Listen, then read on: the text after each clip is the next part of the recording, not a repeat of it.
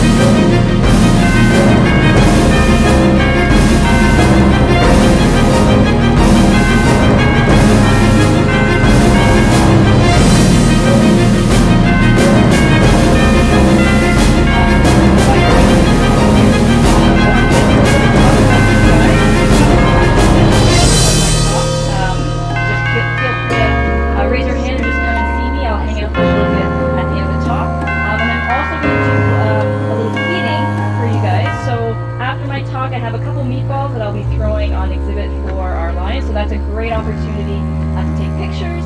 And I'll just ask, I don't have the best throws, so I'm going to have to go as close up to the exhibit as possible, so I'm just going to need a little bit of room at the front of the exhibit. So here at the Toronto Zoo, we have 3 white lions.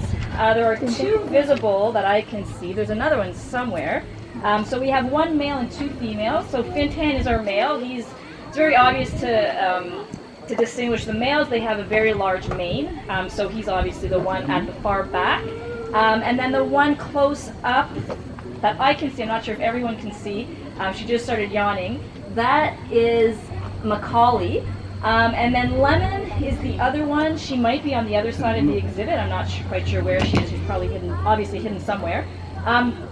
So all these guys are 8 years old, give or take a couple months. They arrived here quite a while back as a breeding group.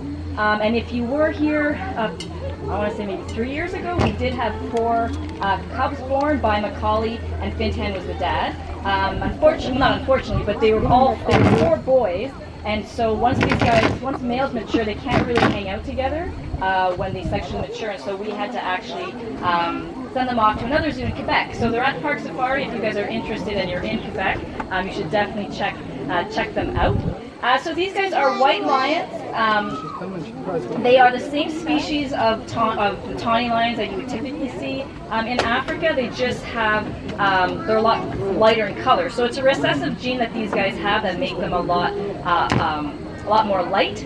They are not albino. If they were albino, they wouldn't have any pigmentation whatsoever.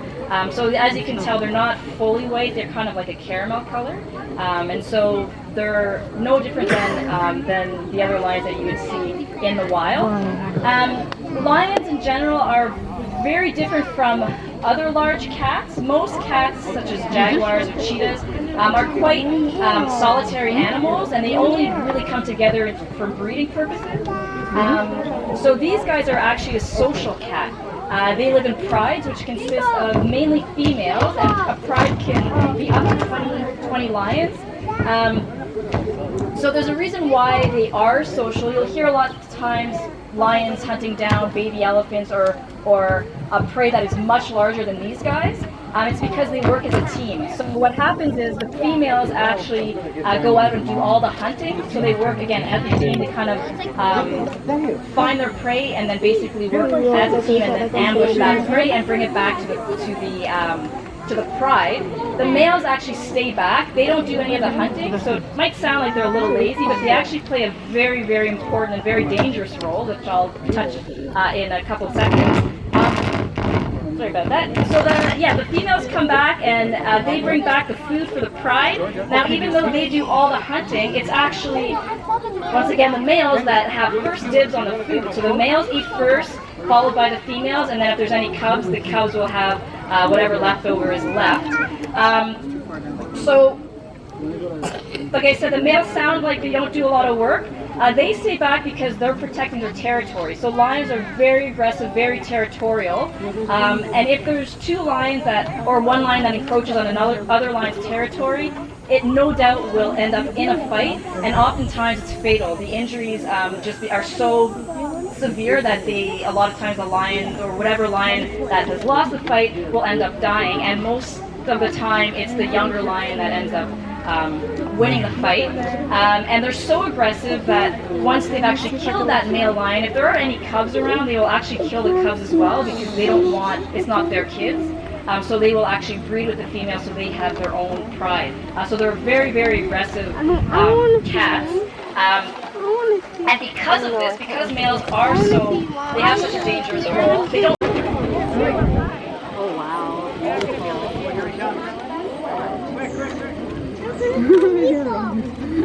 beautiful. It's like, I'm not moving unless I have to.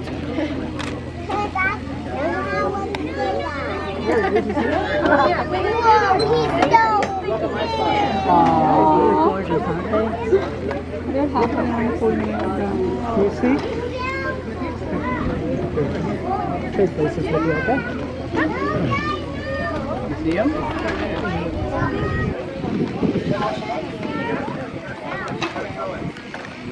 Maybe. Can I take this for a sec? Will I feed him? Oh, watch G. Watch him. Look like Kit Kat ready for He tea. wants to eat. Yeah, give me that food. Nom, nom, nom. Look how big he is. You seen him?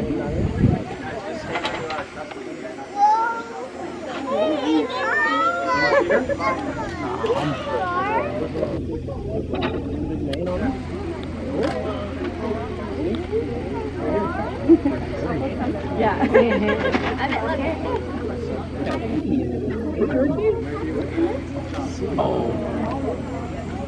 Yeah, look, she's waiting for something.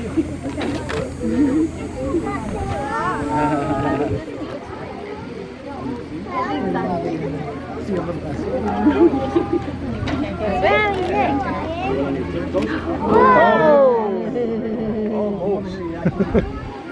The big one with the knee.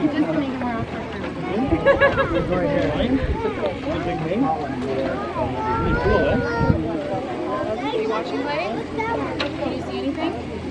Oh, yeah! There he goes. Come on. Here. Look at he's got meat in his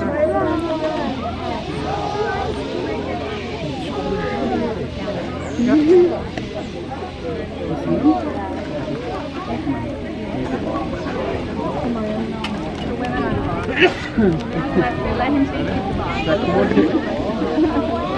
Oh, is your purse still there? You done looking at the lions? You good? Let's let other people look. Can you see okay, buddy?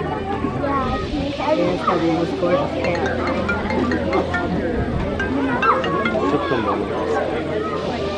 Hi, buddy. Munching.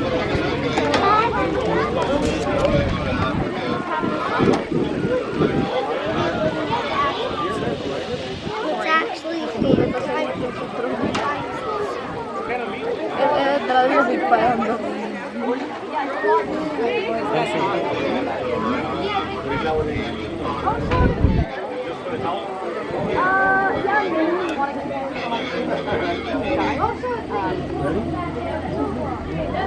Yeah, they're not very active cats, so I don't want to get them.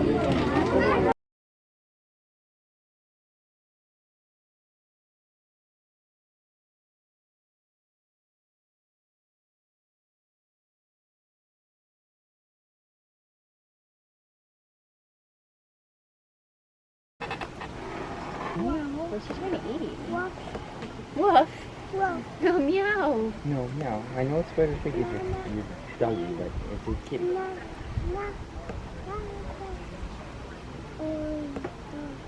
Really big kitty. What?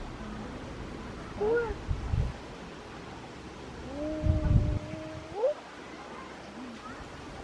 She seems so calm. Probably her.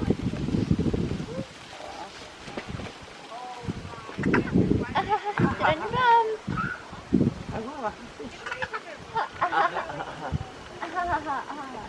He's so cute.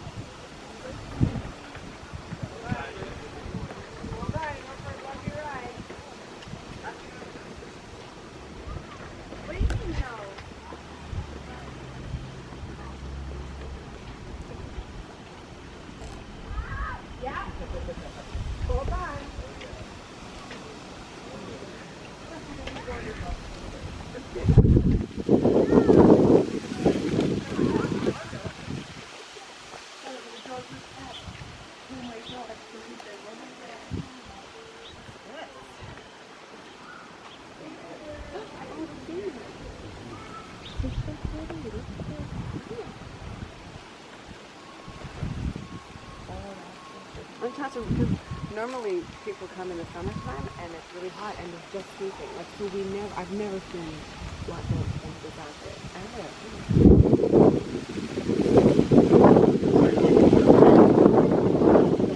See what their name's are? No, maybe down here. I didn't see anything.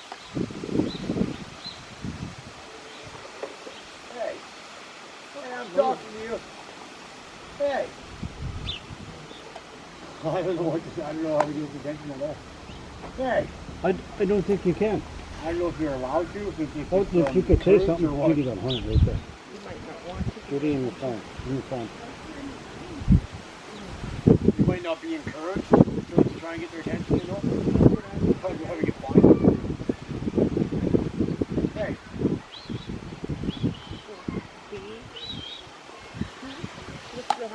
Oh, it's chomping on. a bone, Oh, bone, yeah. big bone. That's good. Oh, she got a piece off. I don't know if it's looking at me or not.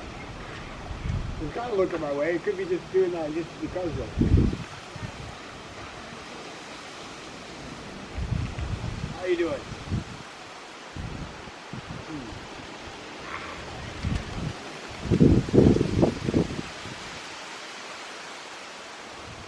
I got a tiger more growls like that. Good barking.